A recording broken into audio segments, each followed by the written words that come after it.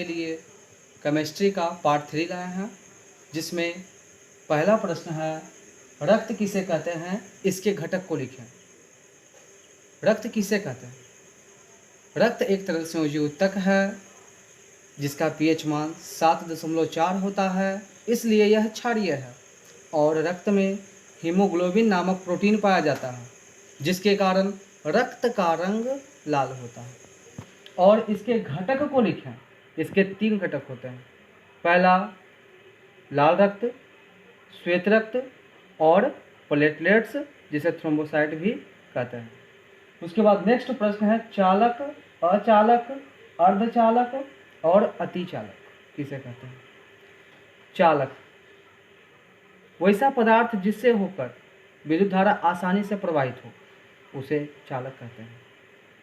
वैसा पदार्थ जिससे होकर विद्युत धारा आसानी से प्रवाहित ना हो उसे अचालक कहते हैं। वैसा पदार्थ जिसमें विद्युत धारा चालक की अपेक्षा कम प्रवाहित हो उसे अर्धचालक कहते हैं। और वैसा पदार्थ जिससे होकर विद्युत धारा अधिक प्रवाहित हो उसे अतिचालक कहते हैं। नेक्स्ट प्रश्न कहता है पर पोषण या विषम पोषण से आप क्या समझते हैं? उदाहरण दें। पर पोषण वैसा पोषण जिसमें जीव अपना भोजन स्वयं संश्लेषित ना करके किसी दूसरे पर निर्भर करते हैं उसे परपोषण कहते हैं, जैसे मनुष्य, बाघ, चीता, बकरी इत्यादि। नेक्स्ट प्रश्न कहते हैं नाभिकीय संलयन किसे कहते हैं? जब छोटे परमाणु के नाभिक आपस में मिल करके एक बड़े नाभिक का निर्माण करते हैं उसे नाभिकीय संलयन कहते हैं। नेक्स्ट प्रश्न है ऊतक किसे कहते हैं? एक जैसी रचना और एक जैसा कार्य करने वाले कोशिकाओं के समूह को ऊतक कहते हैं। नेक्स्ट प्रश्न कहता है कि चांदी, सोना एवं प्लेटिनम का उपयोग आभूषण बनाने में क्यों करते हैं? कहता है चांदी, सोना और प्लेटिनम ये तीनों धातुएं सक्रियता गुण दर्शाते हैं, अर्थात अक्रिय होते हैं, क्योंकि यह हवा, जल और शरीर से निकला पसीना ये तीनों से अभिक्रिया नहीं करते हैं, इसलिए इसे आभूषण बनाने में उपयोग किया जाता है। नेक्स्ट प्रश्न कहता है उत्सर्जन किसे कहते हैं?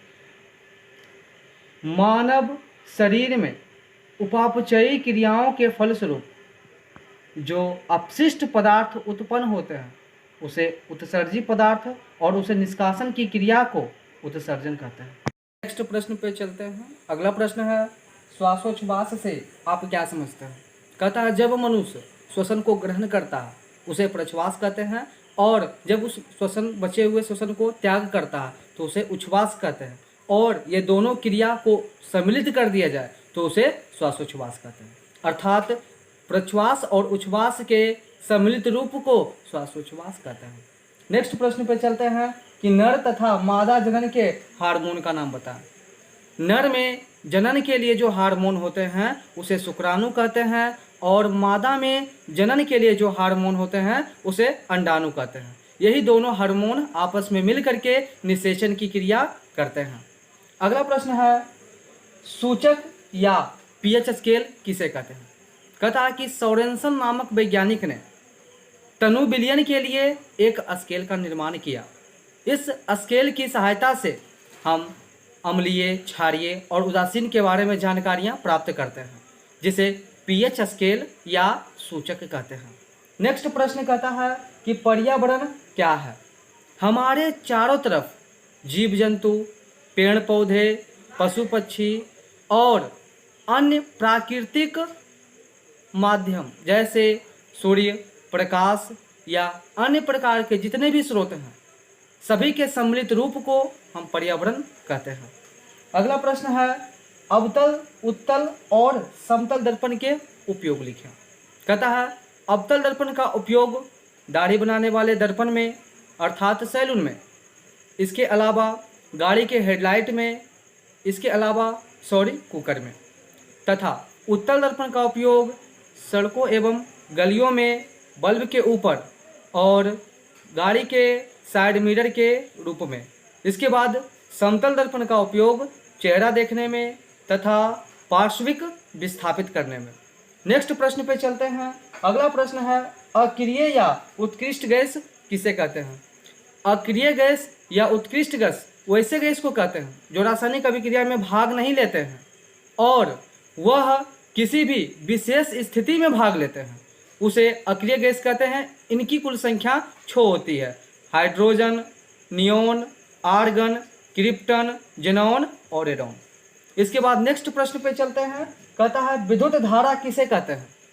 कहता है किसी चालक के अनुप्रस्थ काट से आवेशों की कुल प्रवाह के दर को हम विद्युत धारा कहते हैं। अर्थात जब किसी चालक से विद्युत धारा प्रवाहित की जाती है, आवेश प्रवाहित की जाती है, तो उसके जितने भी दर हैं, प्रत्येक सेकेंड जो आवेश प्रवाहित की जाती है उसी के दर को हम विद्युत धारा कहते हैं और इसका एसआई मात्रक एम्पियर होता है, जिसे कैपिटल ए से सूचित किया जाता है। नेक्स्ट प्रश्न पे चलते हैं। वायवीय और अवायवीय श्वसन किसे कहते हैं?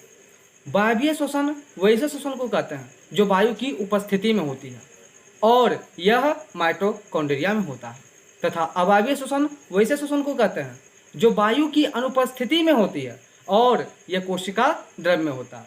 इसे वायवीय और अवायवीय श्वसन कहते हैं। आज और अगले वीडियो में बनेंगे। धन्यवाद।